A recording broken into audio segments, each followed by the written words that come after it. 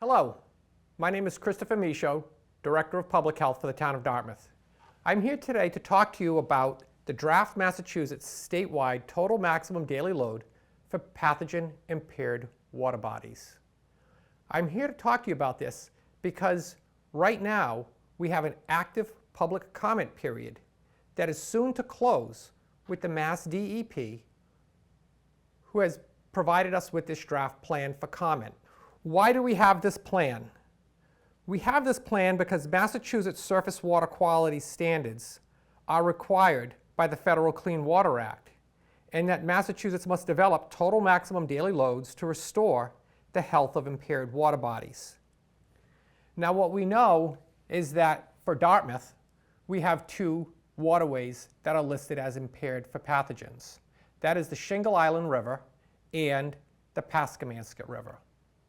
What I'm going to talk mostly about is the Pathogen-Impaired River, because the Pathogen-Impaired River is 13 miles long, beginning in New Bedford in the Acushnet Cedar Swamp, and then flowing down through mostly the center of Dartmouth, through our major aquifer, which is our groundwater recharge area for our public water supply, and then into the Slocum's River. However, if you're a Massachusetts resident and you're watching this, I encourage you to go to the information that we'll provide in this informational session and look up and see if you have any impaired waterways in your town.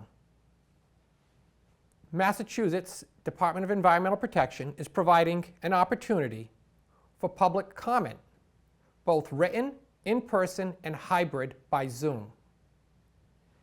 Next Thursday, June 13th, between 1 and 3 p.m., you can provide comment to Mass DEP at their Lakeville office. You can also register and attend by Zoom to provide comment.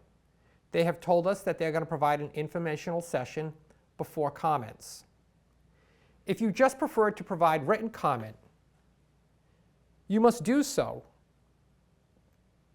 by June 21st, 2024 at 5 p.m. and you must email those comments to the email address shown on the screen.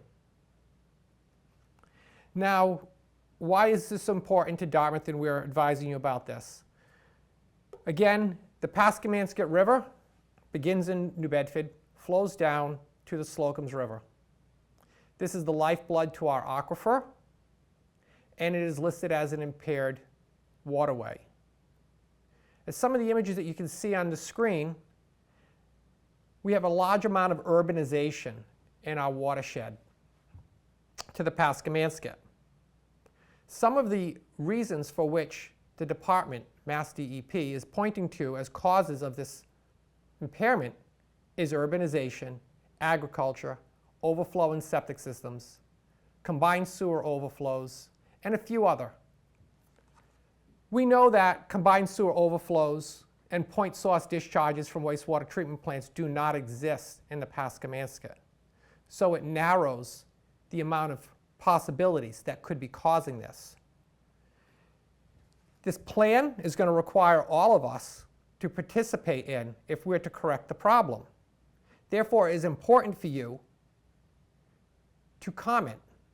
And if you don't know what to say, ask for more time. Ask for more participation by DEP, because failure of DEP to adequately tell the public about this important process is going to make it harder once the plan is approved.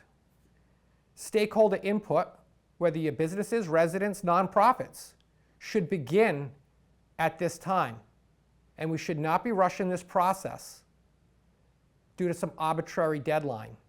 Because what this will become is nothing more than the TMDL that we talked about so much last year for the Slocum River for nitrogen.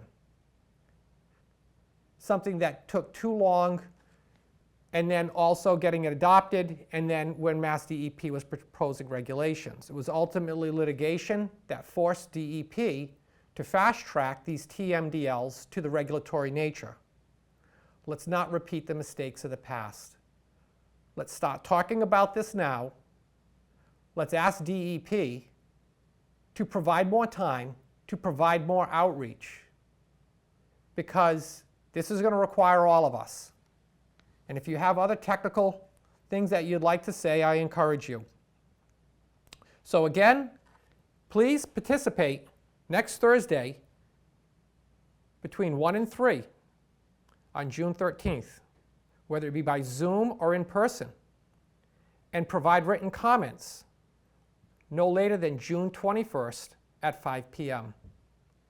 I haven't talked much about the Shingle Island, but whatever we do on the Pascamanskett as a town, as a community, we should also be doing throughout town. So whether it's flowing to the Pascamanskett, to the Shingle Island, to Apponeganset Bay, these are all watersheds that we will need to be looking at in the future. Thank you.